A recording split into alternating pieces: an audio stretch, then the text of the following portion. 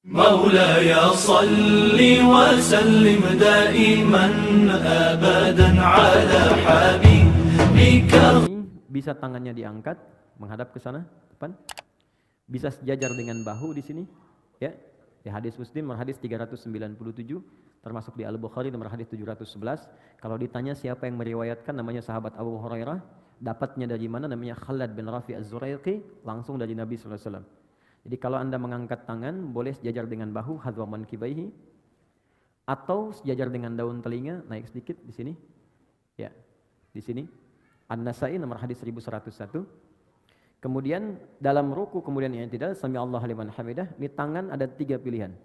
Pertama, boleh diangkat sejajar dengan bahu di sini. Kedua, sejajar dengan daun telinga. Atau yang ketiga, mursal, tangan tidak mengangkat sama sekali. Cukup kita bangkit, sami Allahu liman hamidah. Ini biasanya dipraktekkan yang ketiga di mazhab Maliki. Ya, dari Imam Malik. Sekarang penyebarannya di Afrika Utara dengan wilayah Mediterania. Jadi misalnya ada Libya, Tunisia, Maroko, Aljazair. Maroko itu combine dengan Syafi'i, nyebrang sedikit ke Italia, ke Spanyol, ke Prancis, daerah sana, itu Maliki. Jadi kalau bismillahnya nggak dibaca, kalau sholat tangannya langsung begini. Jadi begitu dia begini, misal Anda sedang umrah nih ya, di Ka'bah atau sedang haji, mudah-mudahan yang belum berangkat bisa segera insya Allah. Nah, tidak cukup dengan amin, nabung. Jadi kalau Anda sedang lihat orang begini depan Ka'bah, nah, jangan diajak ngobrol. Itu sedang sholat. Nah, tiba-tiba dia ruku misalnya kan, atau yang tidak dia angkat tangan, itu Maliki. Baik. Sami Allah liman hamidah. Sekarang kemudian sujud. Perhatikan baik-baik. I'tidal, jangan langsung sujud. Kata Nabi, hatta ta'tadila qa'iman, sampai engkau tegak berdiri dengan sempurna. Jadi begitu ini turun, sami Allah liman hamidah, rabbana walakal hamd. Ingat maknanya? Masih ingat hikmahnya? Orang yang rukunya benar kepada Allah. Ruku itu artinya taat, patuh. Di ruku itu filosofisnya bukan sekedar diminta formalitas ruku dan lurus semua, tidak. Tapi ini gambaran kepatuhan kepada Allah. Karena orang Romawi dulu, orang Persia ketika menghormat kepada rajanya, itu mereka ada yang ruku begini. Ada yang sujud. Nah itu gambaran patuh sempurna. Jadi kalau diperintahkan, mungkin teman-teman lebih tahu lah film-film kolosal masa lalu kan. Kalau prajurit diperintahkan kan ada kepatuhan, siap gitu kan. Dan dia mengerjakan apapun termasuk mengorbankan nyawanya. Maka Allah meminta kepada kita, Anda pada manusia aja bisa patuh sempurna. Kenapa pada saya yang menciptakan Anda nggak patuh sempurna? Maka dibalik oleh Allah, rukulah yang sempurna. Makanya saat ruku semua diminta sempurna. Dari kepala sampai bagian belakang. Diurutkan. Ini gambaran kepatuhan kita kepada Allah. Makanya kita katakan, Subhana rabbiyal azim wa bihamdi. Ya Allah, kalau ada orang yang dihormati oleh orang lain dalam kehidupan, ada makhluk yang disanjung, maka tidak ada yang paling tinggi, paling azim kecuali engkau. Subhana rabbiyal azim, dan aku puji engkau. Nah orang-orang yang rukunya benar kepada Allah, dia patuh pada Allah, diminta dikerjakan, suruh ditinggalkan, dia tinggalkan, maka Allah akan angkat derajatnya. Jadi iman itu kalau sudah kuat, tandanya patuh. Makanya iman sering disertakan dengan amal soleh. Amal soleh itu ujian kepatuhan. Quran surah 103. Ya, wal 'asr innal insana lafi khusr illa alladziina amanu wa amilus shalihat. Jadi kalau orang sudah beriman, itu tandanya tanda patuh. Diuji dengan amal soleh.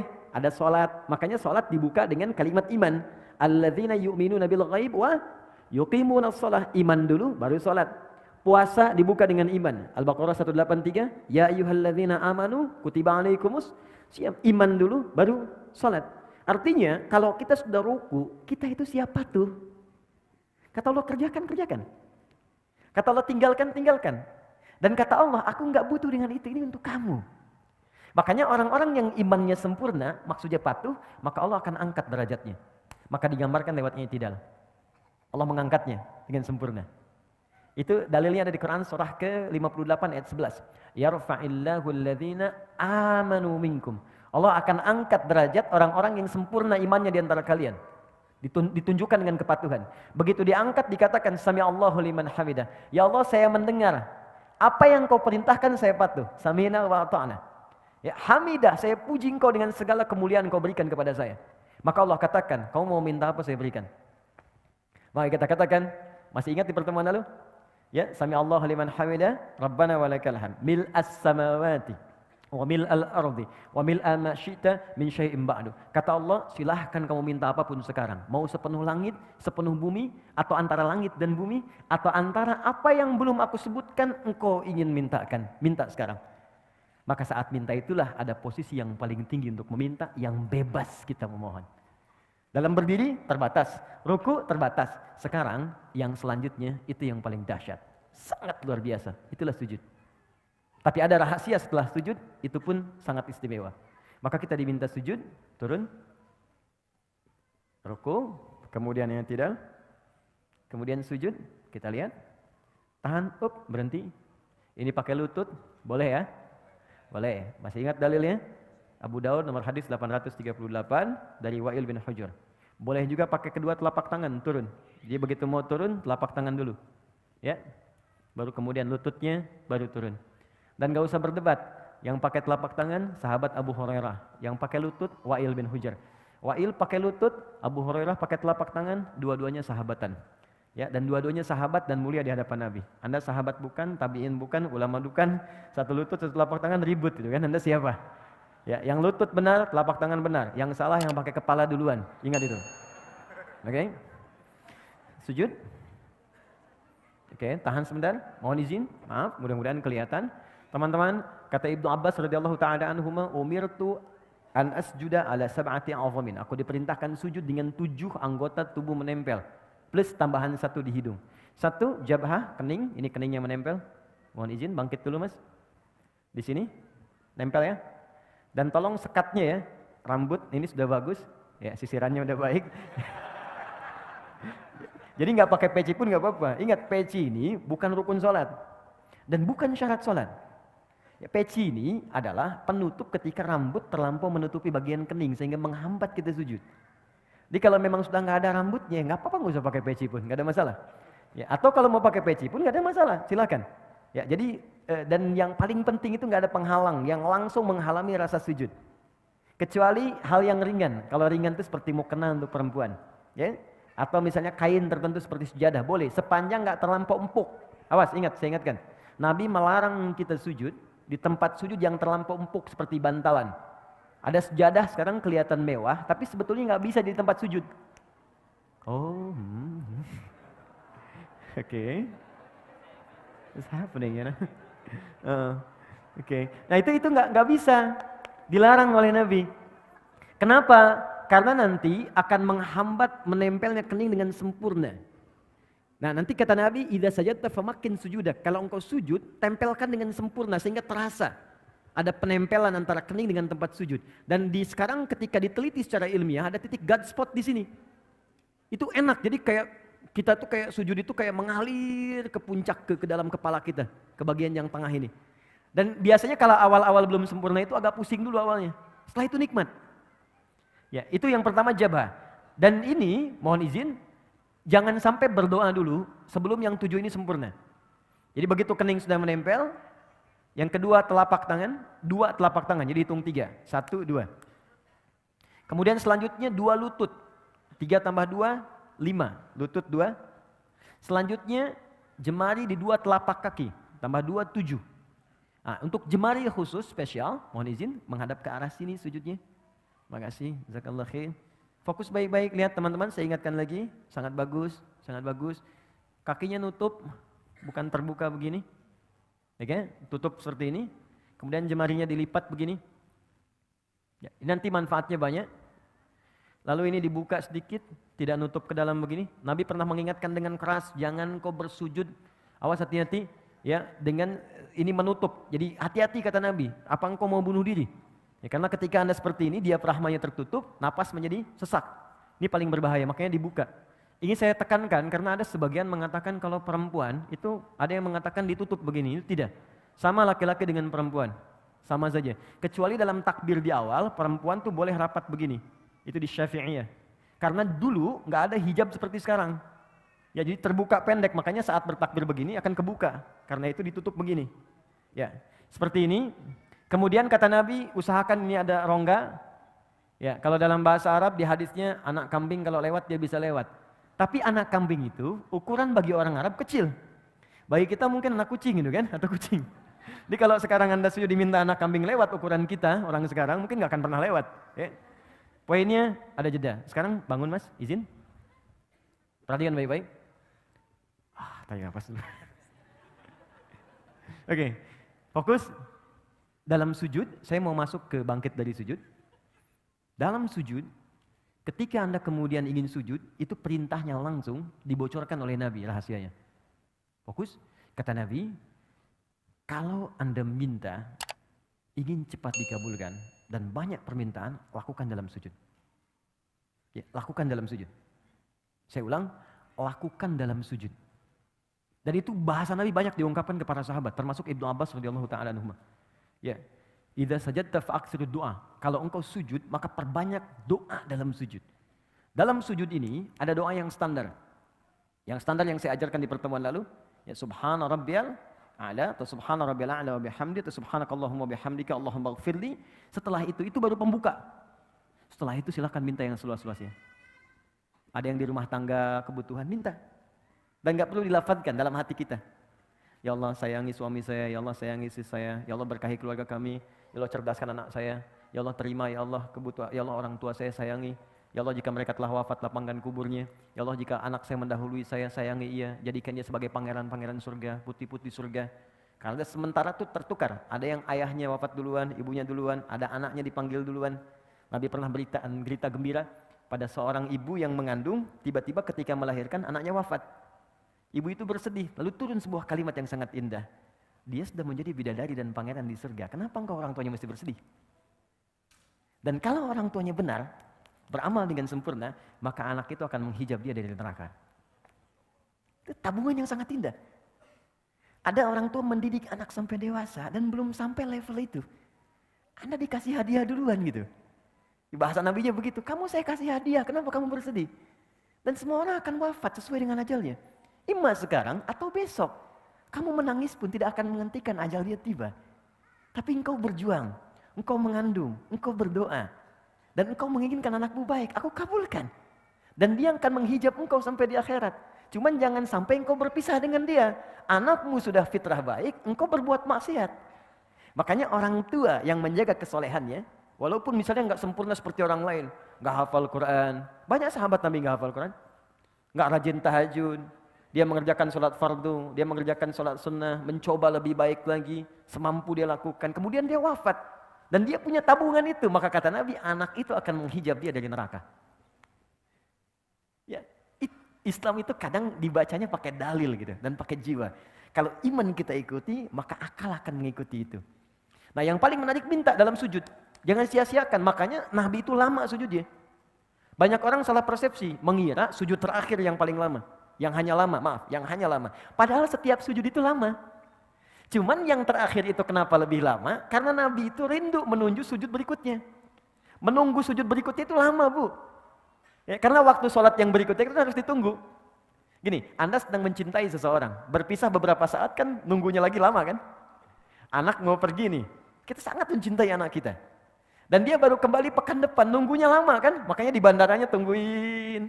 Sampai pesawatnya naik, diliatin. Garudanya udah terbang, padahal naiknya pakai Emirates sebenarnya kan. Diliatin, sama Nabi itu tidak ada puncak kerinduan kecuali saat sholat ketika menghadap Allah. Makanya sujud terakhirnya lama karena beliau mengharapkan perjumpaan sujud kembali. Nah untuk kitanya doa yang diperbanyak. Tapi ingat, ini pengantar kepada doa di antara sujud. Saya akhiri pengantarnya. Sujud bukan sekedar meminta kita untuk berdoa. Tapi itu adalah puncak kepatuhan yang paling dalam sebagai ikrar komitmen kita kepada Allah. Supaya kita benar-benar patuh dalam hidup ini dari ujung kepala sampai ujung kaki. Anda bayangkan, ruku saja, ruku benar. Komitmen patuh kita, Allah akan angkat derajat kita. Maka bagaimana dengan orang yang komitmen dari ujung kepala sampai ujung kakinya akan patuh kepada Allah. Ya Allah saya siap patuh, saya akan gunakan mata saya untuk melihat apa yang engkau perkenankan saja. Yang tidak engkau perkenankan, saya tidak akan lihat. Tundukkan, tunduk, sujud. Patuh. Ya Allah saya patuh, lisan saya hanya akan saya gunakan pada yang apa engkau inginkan. Yang engkau larang, aku akan jauhi. Maka tunduk, patuh, sujud, jatuhkan oleh kita. Dari ujung kepala sampai ujung kaki. Maka tahu apa yang terjadi?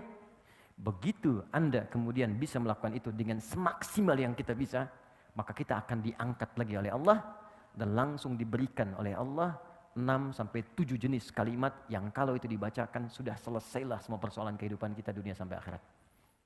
Ya. Dan cara mengangkatnya bukan berdiri lagi. Karena orang saat diangkat berdiri pun bisa lelah. Tapi Allah dudukan. Bukankah duduk lebih santai dibandingkan dengan berdiri? Maka orang setelah sujud, bangkitlah dia dari sujudnya, tidak langsung dia berdiri, tapi diminta duduk di antara dua sujud itu. Perhatikan, sujud, silakan, Mas. Bismillah. Oh, silakan. Itu biasa, kiblat itu bisa beralih ya dari Masjidil Aqsa ke Masjidil Haram. Boleh, boleh silakan, boleh. Iya, asal tidak ke Old Trafford aja. Oke, Bismillah. Sudah? Sekarang sudah sujud, paham ya? Kenapa diminta sujud? Bukan sekedar kita memohon kepada Allah, tapi permohonan itu diikat dengan komitmen. Ingat, kalau Anda ingin cepat dikabulkan permohonannya, maka cepat pula lakukan apa yang Allah mintakan. Adil kan? Kata Allah, saya minta ini, kerjakan. Begitu kita kerjakan, kau minta apa? Saya kabulkan. Nah, ini gambaran patung dari ujung kepala sampai ujung kaki. Begitu semua dikerjakan dengan baik, Anda bangkit. Maka Anda katakan, Allahu Akbar. Baik? Ya, saya masuk ke caranya dulu. Saya masuk ke fikihnya. Yuk kita mulai ke cara duduknya. Mohon izin maju sedikit. Terima kasih. Ya, silakan duduk. Oke, fokus baik-baik. Teman-teman, ada 2 jenis duduk dalam salat. 1, iftirash. 2, tawarruk. Ya, saya tuliskan sebentar. Jangan nengok sedang salat. Oke. Saya mau izin, saya pakai jubah hari ini karena ada yang ngasih saya. Saya kalau dikasih saya langsung pakai untuk ibadah dulu. Ya, setelah itu baru saya simpan. Jadi untuk menyayangi orang yang ngasih. Lihat sini. 1 iftirash. Enggak pakai hamzah. Iftirash pakai sin besar. 2 tawarruk. Pakai kaf. Gini, pelan-pelan. Boleh melihat ke sini kalau ingin melihat ke sini, ya. Iftirash akar katanya dari kata farasya. Kemudian ada firash, sesuatu yang terhampar, terbentang. Ya, Quran surah kedua Al-Baqarah ayat ke-22. Allazi ja'ala lakumul arda firasya. Allah yang telah menjadikan bumi itu di dalamnya ada hamparan. Ini bukan bumi datar. Ya, bukan bumi datar. Maksudnya di bumi itu kalau Anda keluar dari bumi, pengen tahu bentuk bumi, keluar dari bumi, lihat. Maka akan Anda lihat bentuknya. Tapi kalau Anda hidup di bumi, supaya saya mudahkan kehidupan, saya jadikan hamparan supaya Anda bisa pijak. Nah, firash itu hamparan. Kasur disebut firash karena terhampar. Kalau kasurnya bulat nggak bisa kita tidur di situ. Ya. Kemudian yang paling menarik, kalau kita berusaha menghamparkan sesuatu dengan sempurna, maka tambahkan alif dengan ta sehingga kalimatnya berubah dari firash menjadi iftirash.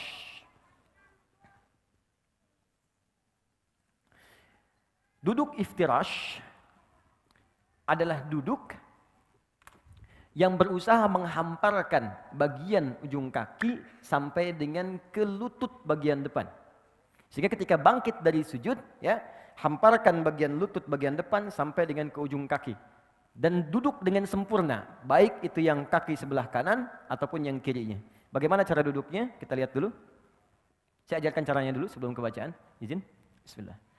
Lihat sini teman-teman. Nah ini. Jadi ketika kakinya dihamparkan, dilipat ke belakang. Jelas?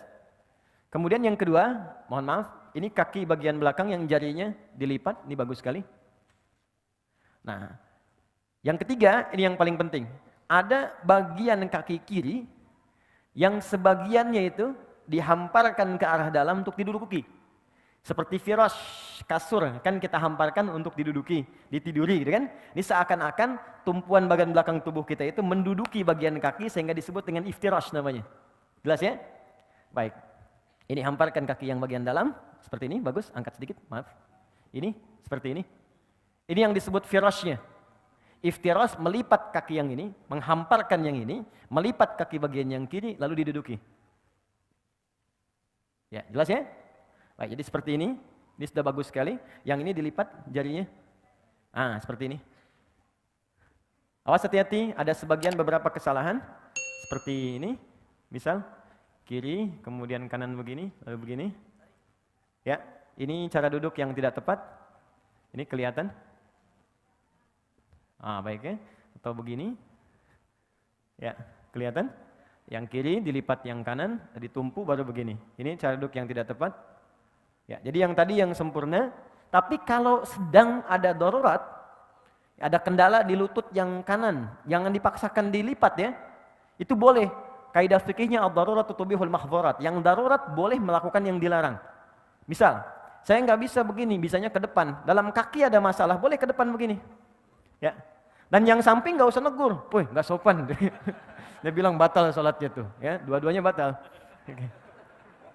Kalau ngobrol. Oke, satu sudah. Kedua, badan tegak. Yang ini. Dia tidak maju ke belakang, tidak mundur juga, dia tegak sempurna. 3, posisi tangan. Tangan ada 2 posisinya. Bisa di sini, pas di paha, di atas lutut. Ya, lebih enak begini. Di paha, di atas lutut begini. Atau bisa turun sedikit ke lutut begini. Jelas ya? Jadi bisa sama laki-laki dan perempuan, tidak ada beda. Bisa di sini, atau turun sedikit. Jelas? Oke, kalau sudah jelas, posisi ini harus dilakukan dulu sebelum kita berdoa. Jadi bukan naik langsung doa. Bahkan ada yang belum duduk udah berdoa. Rabbighfirli warhamni, duduk aja belum gitu. Ya. Jadi Nabi mengajarkan duduk dulu dengan sempurna supaya darah mengalir dengan nyaman dulu, kitanya enak dulu. Jadi berdoa dalam keadaan enak. Seperti begini, teman-teman kalau doa bangun tidur apa?